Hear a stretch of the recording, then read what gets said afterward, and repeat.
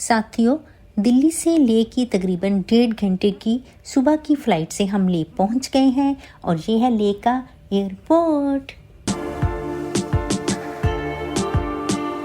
हमारी काफ़ी वक्त से लेह लद्दाख घूमने की ख्वाहिश थी, सो हमने इसके लिए चुना है IRCTC का ये ऑल इंक्लूसिव टूर पैकेज जो कि विद फ्लाइट है। गर्मी है वैसे यहाँ पे, है ना? अभी तो गर्मी लगी रही है। जैकेट पहन रखी है। हाँ, हम कपड़े मोटे मोटे से कपड़े लेके आए हैं, देखते हैं जरूरत पड़ेगी पैंगोंग पे या बाकी जगह पे।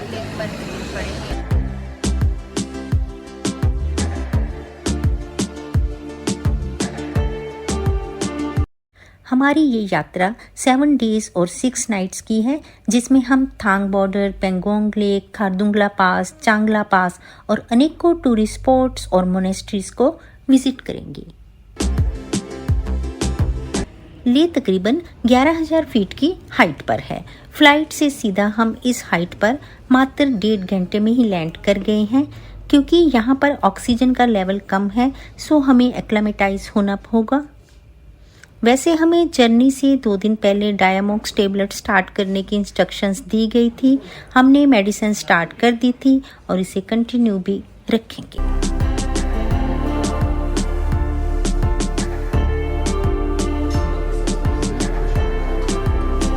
लंच लग चुका है। लंच में दाल, कढ़ाई पनीर, गोभी आलू की सब्जी, हलवा और गर्मा गर्म तवे की रोटी, सब कुछ बेहद स्वादिष्ट है। लंच करके अब हम होटल की छत पर जा रहे हैं। इंस्ट्रक्शंस के मुताबिक फर्स्ट डे हमें टोटल रेस्ट करना है और होटल में ही रहना है। कोई भी भागदौड़ नहीं करनी है ताकि हमारी बॉडी इस ऑक्सीजन लेवल की यूज टू हो जाए। हमारे होटल के सामने सभी होटल्स ही दिखाई दे रहे हैं। दूसरी साइड से स्नो कवर्ड माउंटेन्स भी दिखाई दे रहे हैं और ये पहाड़ी पर शायद पैलेस जैसा कुछ लग रहा है। आज और कल हम लेह में ही रहेंगे, सो पूरा दिन साथियों के साथ गपशप और रेस्ट में बिताया। सुबह 7:30 बजे पोहा, उपमा और आलू के परांठे का ब्रेकफास्ट कर रहे हैं। खाना बिल्कुल घर जैसा है, ज़्यादा मिर्च मसाले बिल्कुल नहीं है। आज यात्रा का दूसरा दिन है। हम लेह घूमने जा रहे हैं और हमारी बस भी तैयार है। हमारा 20 साथियों का ये ग्रुप है। सभी साथी हंसमुख और काफ़ी मिलनसार हैं और अगर आपके साथी अच्छे हैं तो यात्रा यकीनन यादगार ही होगी। अभी हम लोग जाएंगे होली इंडस वैली और जस्कार रिवर संगम, मैग्नेटिक हिल, गुरुद्वारा पत्थर साहब और हॉल ऑफ फेम। इसके बाद करेंगे लंच के बाद लेह पैलेस और शांति स्तूपा देखने जाएंगे। तो पूरा दिन बिजी रहने वाले हैं, बढ़िया रहेगा। गाइड ने बताया है कि ये जो हॉल ऑफ फेम म्यूजियम है, ये कारगिल वार में जो शहीद हुए उनको डेडिकेटेड है।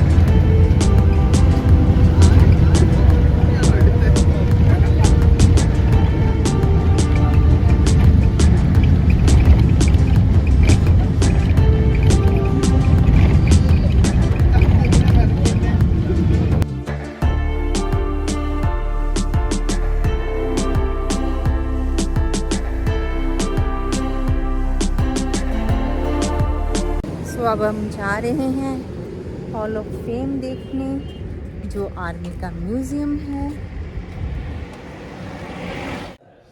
आप सभी को पता होना चाहिए कि लद्दाख आने के लिए सिर्फ 2 ही रास्ता है। या आप लोग आता है मनाली से, या आप लोग आता है कश्मीर से। कश्मीर से आते समय जुजिला पास करना पड़ेगा और मनाली से आते समय आप लोग को रोहतांग बर्रालाचा। रोहतांग अभी पास नहीं करना पड़ता है, वहां पे अटल टनल बना हुआ है। कल आप लोग जुजिला आते समय, यहाँ जुजिला से आते समय आप लोग को हाइट जुजिला पार करना पड़ेगा, जो कि 11,000 की हाइट में है। अभी आप लोग जो है लेह का हाइट भी 11,000 की हाइट में बराबर है। लद्दाख का नाम जो है LA से शुरू होता है, LA से DAKH लद्दाख बोलता है, यहाँ पे लिखा हुआ है LADAKH लद्दाख बोलते हैं। जहां पे भी आप लोगों को नजर आएगा ला नजर आएगा, जुजिला, नमकीला, फोतोला, लाचुंगला, खरदोंगला। कल आप लोग खरदोंगला जा रहे हैं, शायद नुब्रा में। खरदोंगला जाते समय आप लोगों को इस पीक के ऊपर पहुंचेगा 18,000 में। 18,379 की हाइट में है खरदोंगला का हाइट। आज तक वर्ल्ड हाईएस्ट मोटरेबल रोड जो था खरदोंगला था, अब खरदोंगला जो है सेकंड टॉप में है। खरदोंगला से और एक टॉप आया हुआ है जिसका नाम है उमलिंगला, 19,000 के हाइट में है। कल आप लोग खरदोंगला जैसे आप लोग टॉप में पहुंचेगा, रोड से जाते जाते इस पीक के ऊपर पहुंचेगा, इसी पीक को छोड़ के दूसरी साइड में जाते हैं, इसी पीक को बोलते हैं लद्दाख में ला। ला मीन्स पास, ठीक है, ला मतलब पास, पीक पास, एल ए ला, ला मतलब पास, डी ए के एस दाग, दाग होता है रीजन, क्षेत्र। इस क्षेत्र के अंदर चारों तरफ से पासिस करना पड़ेगा, इसीलिए इसको बोलते हैं Ladakh the land of high passes. High passes बोलेंगे हम लोग, Ladakh the land of passes नहीं बोलेंगे, Ladakh the land of high passes बोलेंगे। जैसे हम लोग ऊपर जाके नीचे जाते हैं। कल आप लोग खरदोंगला पार करते समय अपना ख्याल रखना, वहां पे आप लोगों को -0 डिग्री होगा, आप लोग शायद +30 +40 से आ रहे हैं। वहां पे किसी को सिर दर्द होना, किसी को वोमिटिंग होना, कभी कभी ऐसा हो जाता है। उस दौरान आप लोग अपना ख्याल रखना, और आप लोग वोमिटिंग, अगर किसी को ऑक्सीजन की कमी हो गया तो आप लोग वहां पे ब्रीदिंग इन आउट करना है, लंबे लंबे सांस लेना है, रोकना है, छोड़ना है, और ठंडा पानी नहीं पीना। अगर ठंडा पानी वहां पे पिएगा तो आपका गला बैठ जाएगा एकदम। वहां से नीचे जाने के बाद आप लोग एक विलेज में पहुंचेगा, उस विलेज का नाम है हुंदर। हुंदर के अंदर एक जगह है, उस जगह का नाम है सैंड ड्यून्स। सैंड ड्यून्स के ऊपर आप लोगों को डबल हम कैमल देखने को मिलेगा। वहां से 90 किलोमीटर जाने के बाद आता है आप लोगों का तुरतुक। जा रहे हैं आप लोग तुरतुक? जा रहे हैं। तुरतुक के बाद 7 किलोमीटर जाने के बाद आता है थांग। थांग इज अवर लास्ट विलेज। वहां से पाकिस्तान बॉर्डर LOC जो शुरू हो जाता है, उनका रिजिस देखने को मिलता है। वहां पे हम लोग वहां पे किस लिए जाता है, ये जो है तुरतुक जो है अकेला तुरतुक नहीं है, वहां पे 3 विलेज और भी है, कुल मिला के 4 है, तुरतुक, चुलुंगा, तेक्शी, थांग। ये सारा चीज 1971 से पहले पाकिस्तान सेटल थे वहां पे। 1971 में पाकिस्तान से कैप्चर हुआ जमीन है, इंडियन आर्मी ने कैप्चर किया था। वो कैप्चर करने वाला इंडियन आर्मी का जो कमांडर जो था, उसकी नुब्रा का रहने वाला था। First Ladakhi officer, first Indian army officer जिसको आर्मी में ट्वाइस महावीर चक्र मिला। लद्दाख आने के बाद आप लोगों ने हमारा लद्दाखी चाय पिया? नहीं, कावा इज कश्मीर। कौन सा चाय? बटर टी है ना? बटर टी, बटर टी बोलते हैं, नमकीन चाय बोलते हैं, नमक चाय, नून चाय, साल्टी, नाम अलग अलग रखा हुआ है, एक ही चाय है जिसको लद्दाख में बोलते हैं गुरगुर चाय। क्या बोलता है? आपके सामने गुरगुर है शीशे के अंदर, देख लीजिए आप लोग। बटर टी इसमें बनाई जाती है। वुडन का बना हुआ है। पुराने जमाने में लोग क्या करते थे, इसके अंदर याक का मक्खन डालते थे, दूध, चाय, नमक, साल्ट पूरा इसके अंदर डालने के बाद सबसे पहले उन्होंने इसके बीच वाले लकड़ी से इसको शेक किया था। शेक करते समय फर्स्ट साउंड जो आया था उसमें से गुर गुर का आवाज आया था। तब से लेके आता है इसको गुर गुर चाय के नाम से जाना जाता है। आइए सर आप लोग जा रहे हैं उस एरिया में जहाँ यहाँ पर पे देख लीजिए, जो शहीद हुए आइए यहाँ उनको देखेंगे। 1947 से लेके 1971 तक जितना भी वॉर हुआ था उसके बारे में इस शो केस के अंदर जितना भी वेपन्स पड़ा हुआ है, ये वेपन्स अपना नहीं है, पाकिस्तान का है, चाइनीज का है, इसके बारे में। और इस कॉर्नर से लेकर लास्ट कॉर्नर तक जितना भी वॉर के जरिए आप लोगों को परमवीर और महावीर देखना है उसके बारे में। ये मशीन गन जो है बहुत तगड़ा वेपन है। इसके अंदर आप लोगों को देखने वाली बातें क्या है, 2 बैरल है यहाँ पे, एक बैरल नीचे स्पीयर किया हुआ है और एक बैरल ऊपर इसके अंदर लोडेड किया हुआ है। कंटिन्यूस फायर होने की वजह से इसका बैरल जो है हीट हो जाता है, चेंज करना पड़ता है। 1 मिनट के अंदर कम से कम 500 से ज्यादा राउंड फायर हो जाता है। इसके अंदर मैगजीन नहीं होगा, इसके अंदर वो बेल्ट होता है, वो बेल्ट को पूरा फिक्स करने के बाद पूरा घूमते रहता है वो। ये वेपन जो है 360 डिग्री में घूमता है, ये जो 360 डिग्री में। 1999 कारगिल वॉर के दौरान पाकिस्तान से कैप्चर हुए वेपन से बहुत सारे वेपन है हमारे पास, मगर आप लोगों को यहाँ पे एक एक वेपन यहाँ पे आप लोगों को दिखाने के लिए रखा हुआ है।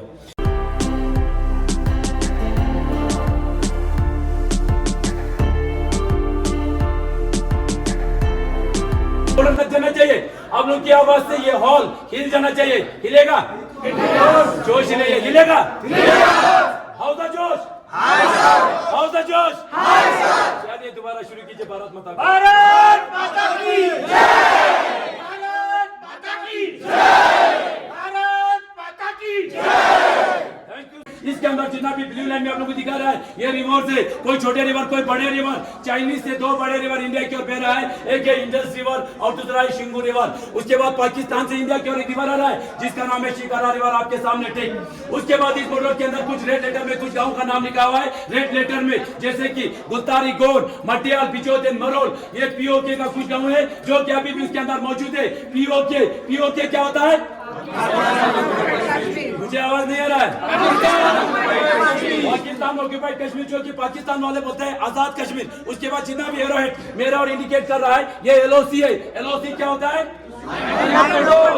ध्यान से सुन लेना, ये जो कारगिल वॉर कैसे हुआ, क्यों हुआ? कारगिल वॉर नहीं होना था, कारगिल वॉर धोखे से हुआ। पाकिस्तान ने हमारे साथ बहुत धोखा किया था, इसीलिए जो कारगिल वॉर 1999 में पाकिस्तान के साथ हुआ। 1999 से पहले इंडियन आर्मी और पाकिस्तान के बीच में एक एग्रीमेंट के ऊपर साइन किया गया था कि विंटर्स की टाइम पे दोनों मुल्क उस हाइट के ऊपर नहीं बैठेंगे जहां पे ज्यादा बर्फ होते हैं। ना तो इंडियन आर्मी ना तो पाकिस्तान के रेंजर्स, उनको रेंजर्स बुलाया जाता है। क्या बुलाया जाता है? आवाज कम हो गया। इंडियन आर्मी एग्रीमेंट के हिसाब से नीचे डाउन हुआ, मगर पाकिस्तान ने ऐसा नहीं किया। पाकिस्तान धीरे धीरे अंदर आना शुरू किया और हमारा कुछ पोस्ट धोखे से चोरी छुपाते ऑक्यूपाई किया। वो कौन सा पोस्ट आप लोग ध्यान से देख लेना। सबसे पहले द्रास के अंदर तोलोलिंग 5140, टाइगर हिल 4875, उसके बाद कारगिल 5608, कक्सार मद्रास, लास्ट में आता है बटाली के अंदर जुबाराइट, मुंटू डालू, खलुबर पोस्ट, ये पूरे का पूरा जमीन आप लोग को यहाँ पे देखने में छोटा दिखाई देगा, मगर द्रास से लेके बटाली तक अबाउट 134 किलोमीटर जमीन उन्होंने धोखे से चोरी छुपाते ऑक्यूपाई किया था। उस दौरान इंडियन आर्मी एग्रीमेंट के हिसाब से नीचे डाउन हुए थे। पाकिस्तान ने जितना भी जगह जमीन को ऑक्यूपाई कर लिया। अब थी इंडियन आर्मी की बारी, उसको कैसे रिकैप्चर करना है। ध्यान से सुन लेना, बटाली के अंदर इंडियन आर्मी को कैसे पता चला कि हमारा पोस्ट ऑक्यूपाई हो चुका है। बटाली के अंदर एक पोस्ट है जिसका नाम है मुंटू डालू। क्या है? मुंटू डालू। 506 के बाद एक चढ़वा आता, पेड़ पकड़ी चढ़ाने वाला लद्दाखी सिविलियन जिसका नाम था ताशी नमग्याल। क्या था? ताशी नमग्याल। आवाज नहीं आ रहा है? ये जो ताशी नमग्याल मुंटू डालू इलाके के अंदर हर हमेशा पेड़ पकड़ी ऊपर नीचे करते रहते थे।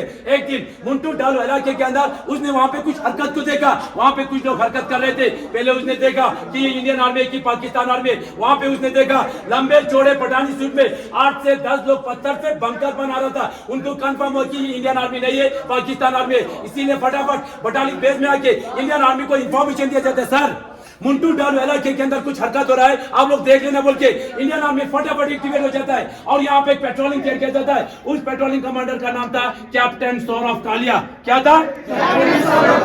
मैंने बोला कैप्टन सौरभ कालिया। क्या था? कैप्टन सौरभ कालिया के साथ 10 जवान इंडियन आर्मी द्वारा यहाँ से पेट्रोलिंग के लिए भेजा तो जाता है, वहां से एक भी वापस नहीं आया। पूरे का पूरा वहाँ पे शहीद कर दिया पाकिस्तान वालों ने। इसीलिए फटाफट इंडियन एयरफोर्स द्वारा यहाँ पे एक ऑपरेशन लॉन्च किया जाता है। उस ऑपरेशन का नाम था ऑपरेशन सफेद सागर। ऑपरेशन सफेद सागर इसलिए नाम दिया गया क्योंकि ज्यादा हाइट होने की वजह से इंडियन आर्मी और इंडियन एयरफोर्स दोनों मिलकर उस ऑपरेशन को सक्सेसफुल बनाया। ऑपरेशन तो सक्सेसफुल हो गया, मगर खालूबर 4812 के ऊपर हमारी 111 गोरखा राइफल का कैप्टन मनोज कुमार पांडे बहादुरी के साथ ईमानदारी के साथ लड़ते लड़ते वहां पे वो शहीद हो गया। उनकी वीरता को देख के, उनकी बहादुरी को देख के भारत सरकार द्वारा उनको सबसे पहले परम वीर चक्र से आप लोगों को अच्छे से समझ में आ गया।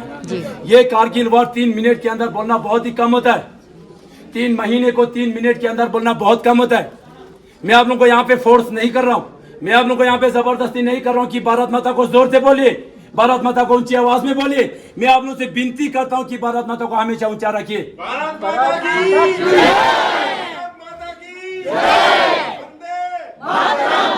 हम लोग ही बोलेंगे, पाकिस्तान आज्ञा पे नहीं बोलेगा, चाइनीज आज्ञा पे नहीं बोलेगा। पाकिस्तान अपने ही सैनिक को आइडेंटिफाई तक नहीं करता है। जब उनका डेड बॉडीज हमारे पास पहुंचते हैं, उनकी डेड बॉडीज को हम लोग कपड़े में लपेट के सम्मान के साथ रिटर्न करते समय बोलता है कि ये हमारा नहीं है। उन जवानों को यहाँ पे याद करते हैं जो हम जवान हमारे लिए शहीद हुए, इस देश के लिए शहीद हुए। अभी आप लोगों ने सुना होगा यहाँ पे कैप्टन सौरभ कालिया का नाम। कैप्टन सौरभ कालिया के साथ 10 जवान इंडियन आर्मी द्वारा पेट्रोलिंग के लिए भेजा गया था। यहाँ से भेजा तो किया, वहां से एक भी वापस नहीं आया। 10 की 10 को बंदी बना के ले लिया पाकिस्तान वालों ने। 3 दिन के अंदर 9 जवानों को गोली मार के शहीद नहीं किया, पूरे को पीसीस काट के शहीद किया था। उसके बाद हमारा कैप्टन सौरभ कालिया कमांडर था, 22 दिन तक जिंदा रखा पाकिस्तान वालों ने। 22 दिन तक सबसे पहले कैप्टन सौरभ कालिया को टॉर्चर करते समय उसका दोनों आंखें निकाल दिया था। डेली उसका एक नाखून निकालते थे। उसकी कान में इतना लंबा चौड़ा रोट लाल करके गरम करके उसके कान में डाल दिया। जब पूरा नहीं हुआ उसका कान काट दिया, नोज काट दिया। 21 दिन के बाद उसका गला कट के पैर कट के पीसेस करके यहाँ पे भेजा जाता है। उन शहीदों को हम यहाँ पे सम्मान करते हैं, भारत माता के साथ सैल्यूट करते हैं। अभी आप लोगों ने यहाँ पे सुना होगा तोलोलिंग को रिकैप्चर करने के बाद 22 साल का एक कैप्टन साहब यहाँ पे शहीद हुआ था, जिसका नाम था विजयन थापर। विजयन थापर को पता चला कि कल सुबह शाम इवनिंग टाइम किसी भी टाइम में इस दुनिया में नहीं रहूंगा, मैं शहीद होने वाला हूं। क्यों? क्योंकि उसको टास्क दिया था तोलोलिंग को रिकैप्चर करने के लिए। वॉर के दौरान या तो भगवान की कृपा से वापस आ जाता है या तो वहां पे वो शहीद हो जाता है। उसको लगा कि मैं शहीद होने वाला हूं, इससे 1-2 दिन पहले उसने अपना लेटर लिखना शुरू कर दिया। उसने अपना इमोशन फीलिंग सारा चीज इसके अंदर लिखा हुआ है। वो द लास्ट पोस्ट करके उस खत के अंदर लिखा हुआ है, Dearest Papa, Mama, Buddy and Grammy, by the time you get this letter, I will be observing you all from the sky, enjoying the hospitality of Apsaras. I have no regrets. In fact, even if I become a human again, I will join the army and fight for my nation. If you can, please come and see where the Indian army fought for you tomorrow. As far as this unit is concerned, the new job should be told about this sacrifice. I hope my photo will be kept in the Alpha Kamni Mandir with Karni Mata के साथ. Whatever organ can be should be taken done. उसका जितना भी organ जो था उसने पूरे का पूरा donate कर दिया. Contribute some money to orphanage and keep on giving 50 rupees to Roxana per month. हर महीना उस रोक्साने को 50 रुपए देने के लिए बता रहा है पापा को. And meet योगी बाबा. वहां पे एक योगी बाबा है. पापा you should feel proud. Mama so sure you meet. उनके एक गर्लफ्रेंड थे, उससे वो बहुत प्यार करते. आई लव हर बोल के वहां पे लिखा हुआ है, उसका नाम हटाया गया है.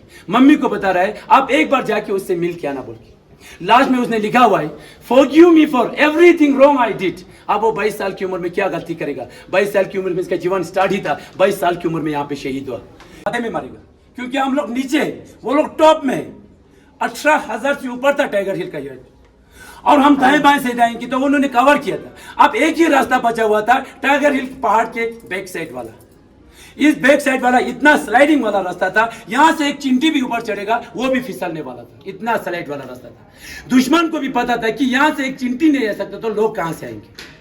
इसीलिए इंडियन आर्मी ने जहां से कुछ भी नहीं हो सकने वाले बातें को इंडियन आर्मी ने करके दिखाया. उसी ही रास्ते को ही चुना गया इंडियन आर्मी ने. रात को जाते थे, नहीं दिन को काम नहीं करते थे. रात को 1 बजे जाते थे इस पहाड़ी के अंदर रोप फिक्स करने के लिए. नीचे से लेके इस टॉप तक रोप को फिक्स करना था. इसीलिए इंडियन आर्मी को 1 महीने का समय लग गया. यहां तक पानी थे, यहां तक पानी पहुंच जाते थे. उस पानी के अंदर से जाके उस टाइगर हिल के टॉप में रोप को फिक्स करना था. अब यहां से 5-6 जवानों को सबसे पहले भेजा गया और उस पानी के अंदर रात को 1 बजे जाके 3 बजे वापस नीचे नहीं आते थे, किसी पत्थर के अंदर छुप जाते थे. नेक्स्ट रात की 1 बजे तक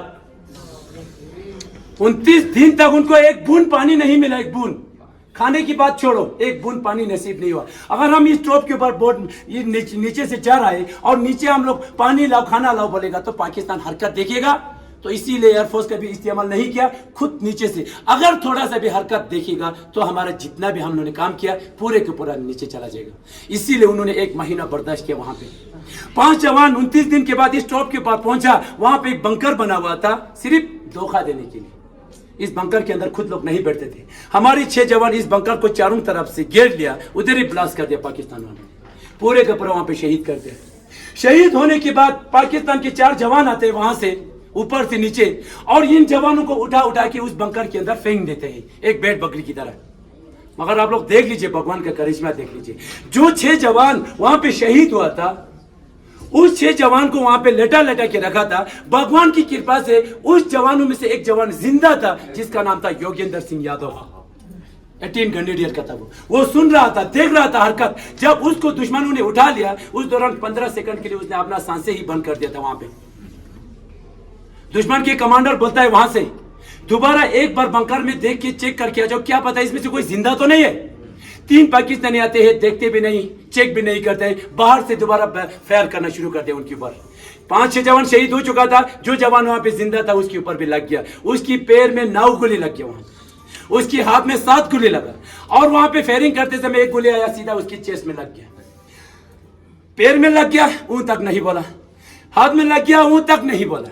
वो भी उसी शहीद के बराबर वो वहां पे वो कर रहा था. दुश्मन को पता था ये शहीद है, मगर वो शहीद नहीं हुआ था. अगर ये दोनों में लगने के बाद ऊं तक नहीं बोला, जब वो गोली सीधा आने के बाद उसकी चेस्ट में लग गया, उसने अपना आंखें बंद कर दिया. अब उसको लगा मैं शहीद हो गया.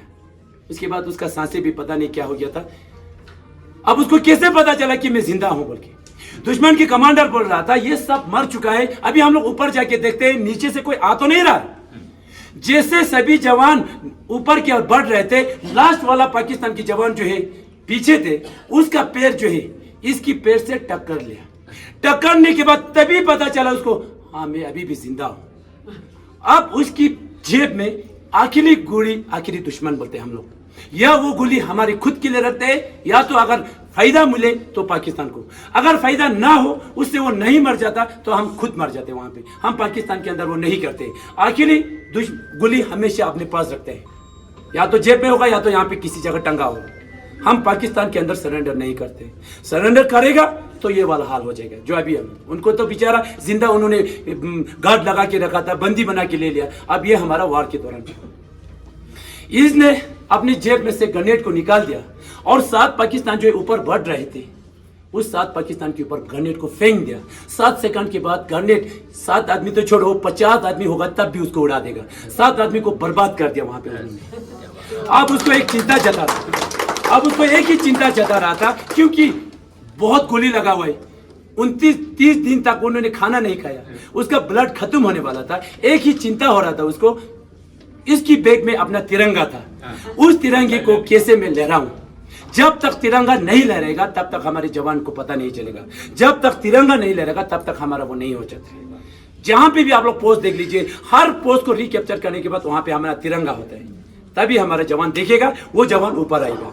अब ये अकेला बचा हुआ था, अब ये उठ नहीं सकता था, ना वो चल नहीं सकता था, इसीलिए उसको ये चिंता जता रहा था कि मैं इस फ्लैग को कैसे गाड़ूं।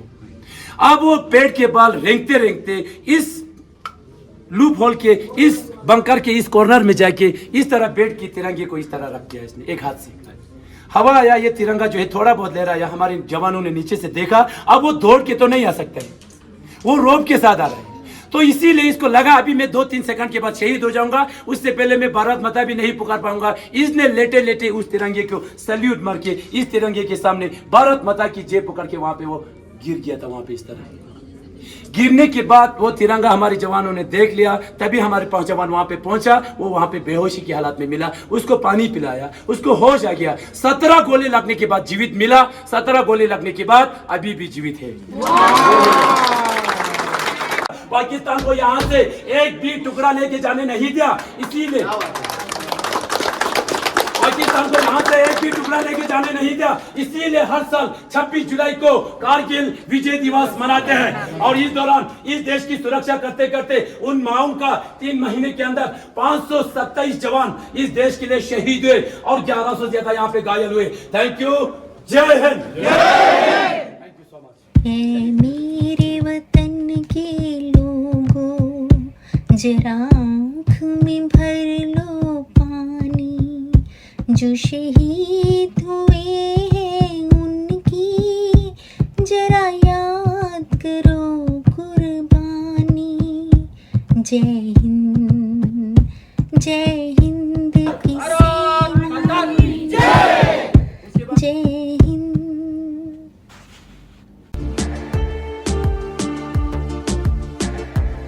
लेह लद्दाख में एक तरफ हमारा बॉर्डर पाकिस्तान से और दूसरी तरफ से चाइना से लगता है, और हम सब जानते हैं कि ये दोनों ही देश भरोसे के लायक तो बिल्कुल भी नहीं हैं। ये पीठ में छुरा घोंपने वाले देश हैं। अभी रिसेंट की कारगिल वार इसका जीवित उदाहरण है। हमारी आर्मी को हर समय सतर्क और एक्टिव रहना है। पूरे क्षेत्र पर आर्मी का कंट्रोल है, जगह जगह उनके कैंप्स भी दिखाई दे रहे हैं। जा रहे हैं संगम, जो कि 2 रिवर्स का संगम है। तो देखते हैं वो संगम कैसा है।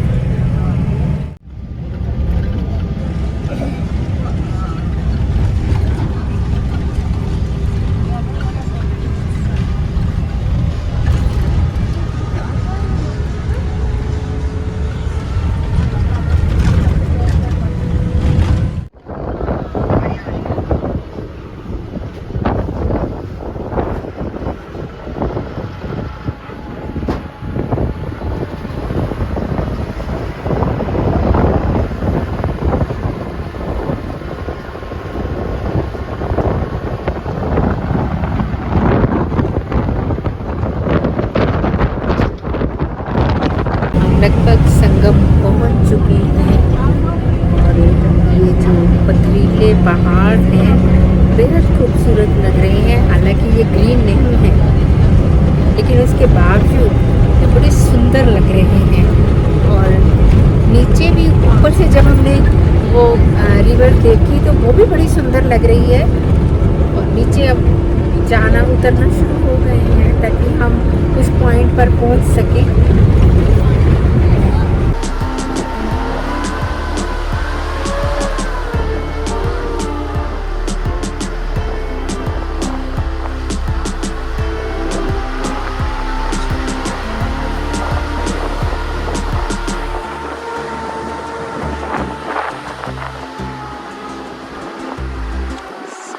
यहाँ पर तो काफ़ी सारी राफ्टिंग बोट्स और गाड़ियाँ रिवर राफ्टिंग के लिए तैयार खड़ी हैं। 11,000 फीट की हाइट पर रिवर राफ्टिंग, भाई क्या बात है। रिवर में ना एक्चुअली पानी काफ़ी कम है, तो जो भी रिवर राफ्टिंग के लिए आए हैं वो ऐसे लग रहा है जैसे बोटिंग ही कर रहे हैं। क्योंकि अगर आपको राफ्टिंग करनी है तो उसके लिए पानी जो है वो काफ़ी ज़्यादा होना चाहिए। चलते हैं आगे, देखते हैं।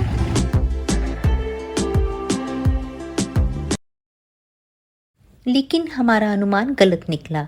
ये रिवर राफ्टिंग का स्टार्टिंग पॉइंट नहीं है, ये रिवर राफ्टिंग का फिनिशिंग पॉइंट है। ये सारी बोट्स अपनी राफ्टिंग का टास्क फिनिश करके वापस आ रही हैं।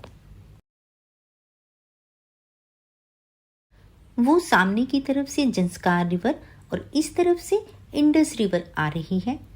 ये दोनों रिवर यहाँ पर आकर मिलती हैं, सो इसीलिए इसको संगम कहते हैं।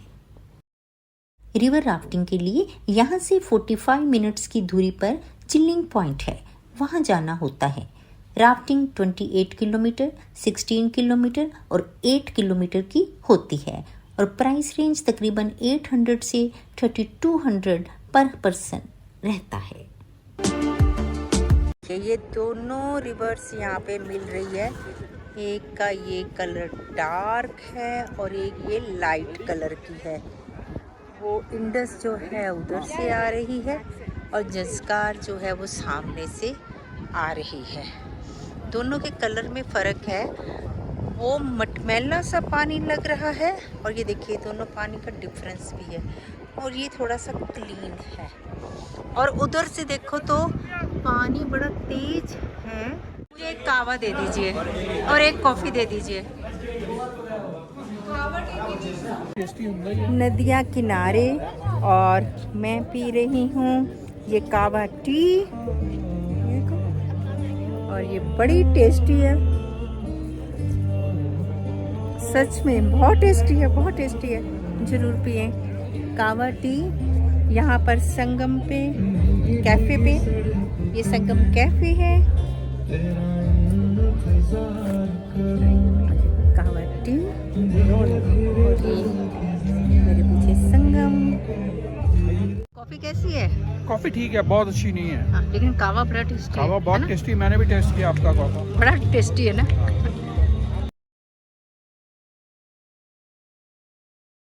अब हम पहुंच गए हैं मैग्नेटिक हिल। यहाँ से गाड़ी को अगर ऊपर की तरफ लेकर जाना चाहें तो गाड़ी खुद ब खुद चलनी शुरू हो जाती है, लेकिन इसे किसी कारणवश बंद कर दिया गया है। ये जानकर हमें काफ़ी निराशा हुई, लेकिन आप जब भी आएँ तो इसे ज़रूर ट्राई करें।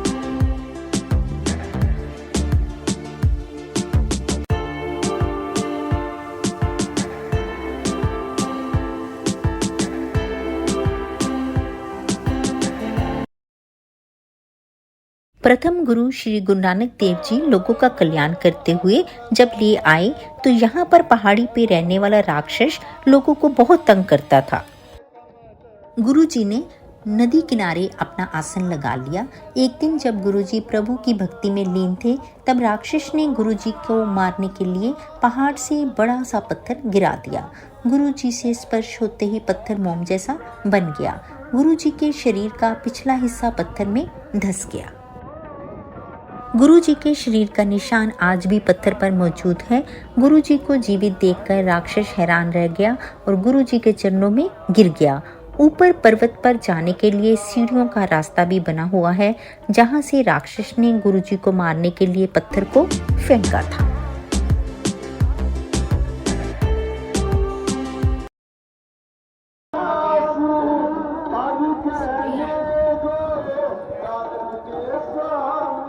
हम क्योंकि टूरिस्ट बस से आए हैं तो बस 200 मीटर पीछे खड़ी कर दी गई है, क्योंकि ये रास्ता काफ़ी तंग है। गाड़ियाँ आ सकती हैं लेकिन बसेस नहीं आ सकती। इस समय धूप इतनी तेज़ है, लेकिन हमने थोड़े से मोटे कपड़े पहने हुए हैं, क्योंकि यहाँ पर मौसम का कुछ पता नहीं चलता है। हालांकि स्वेटर नहीं है, लेकिन थोड़ी सी ऐसी पूरी बाजू की टी शर्ट्स पहन रखी हैं, बट धूप बड़ी तेज लग रही है और बादल भी उसको कवर नहीं। ली पैलेस एक शाही महल है और ये पैलेस 9 मंजिला ऊंचा है। इसका निर्माण 16वीं शताब्दी में शुरू हुआ और 17वीं शताब्दी में ये पूरा हुआ।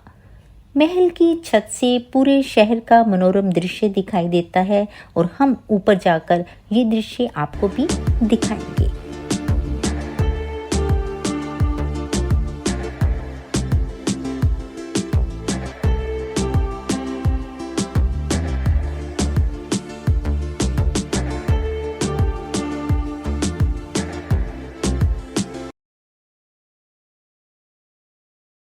भीतर एक टेंपल भी है, सो इसके भीतर चलते हैं।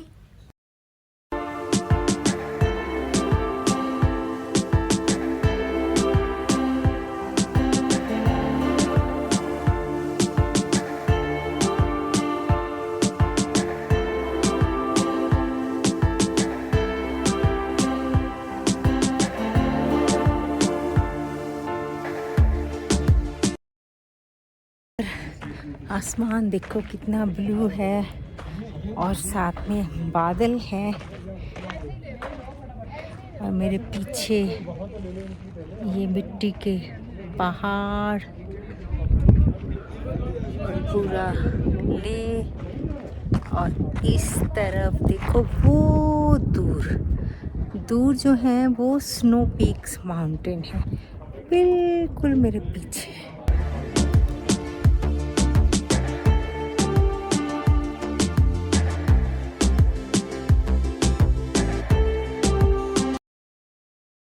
ये गाइड ने बताया 16th सेंचुरी का ये पैलेस है।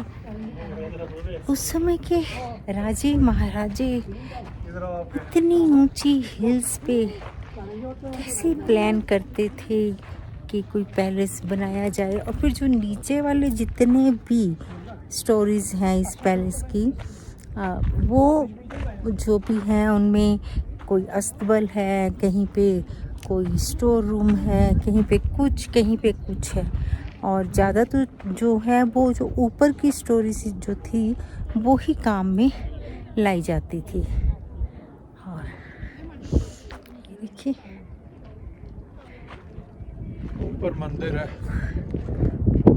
वो मंदिर है, मैंने दिखाया है वो मंदिर है। वो बसेस खड़ी हैं, वो गाड़ियाँ खड़ी हैं, और फिर लोग ऐसे चल के आ रहे हैं। फिर आगे सीढ़ियों से ही आपको इतनी हाइट पे आना है जिस हाइट पे मैं हूँ। और जो सड़क है वो भी ऐसी है कि कोई भी गाड़ी आसानी से वहाँ से मुड़ नहीं सकती, बस तो बिल्कुल भी नहीं। ले सिटी देख रहे हो नीचे? ले सिटी में आप भी एक घर ले ही लो, ऑक्सीजन लेवल बिल्कुल बढ़िया हो जाएगा भाई। रहते रहते तो फिर आदत पड़ जाएगी। फिर ये नहीं करना पड़ेगा 1 दिन 2 दिन आपको इस माहौल में ढलना पड़ेगा, भाई ऑक्सीजन लेवल कम है, ठीक है ना। मेरे पीछे जो ले सिटी है, यहाँ पे कुछ ऐसे पेड़ लगे हुए हैं जो ऐसे सीधे हैं। ये कौन से पेड़ हैं पता नहीं चल रहा, पूछूंगी गाइड से ये कौन से पेड़ हैं, लेकिन ये बड़े अच्छे लग रहे हैं। और ग्रीनरी सिर्फ यहीं पे ही नज़र आती है, बाकी तो कहीं भी ग्रीनरी है नहीं। आप कह सकते हो कि ये पत्थरों और मिट्टी के चट्टानें और टीले हैं। इसीलिए यहाँ पर ऑक्सीजन की काफ़ी दिक्कत है। हमें यहाँ पर IRCTC के टूर में बड़े प्यारे से मित्र मिले हैं, मिस्टर सेलेस्टिन फ्रांसिस और मिसेस शाइन और इनकी ये 3 बेटियां हैं। बड़े प्यारे बच्चे हैं, बड़े हंसमुख से हैं और ट्रिप को पूरा उन्होंने एंजॉय करते हैं हम इनके साथ और पूरी रौनक लगा दी है। तो बढ़िया है हम सब मिलके। और कल हम सब कहाँ जा रहे हैं? नुब्रा वैली। तो उम्मीद करते हैं हम आगे भी जो ट्रिप प्लान करेंगे तो आगे भी मिलेंगे, है ना?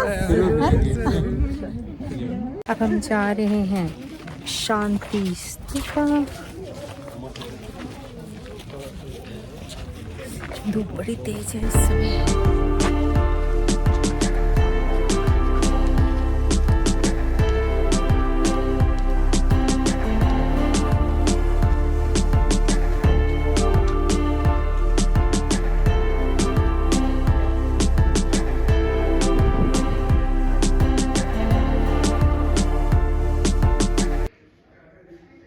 प्रेयर हॉल में महात्मा बुद्ध की सौम्य मूर्ति के दर्शन किए और ये है शांति और समृद्धि का प्रतीक शांति स्तूपा।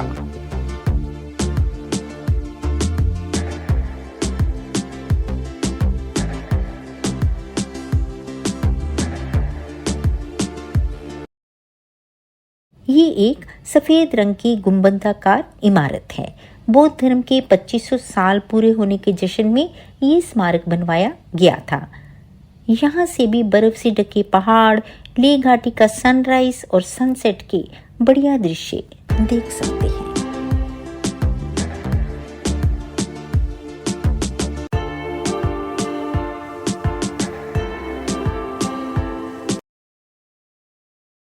सुबह हमें नुब्रा वैली के लिए जल्दी निकलना है। हम वहाँ पर 2 दिन कैंप में रहेंगे।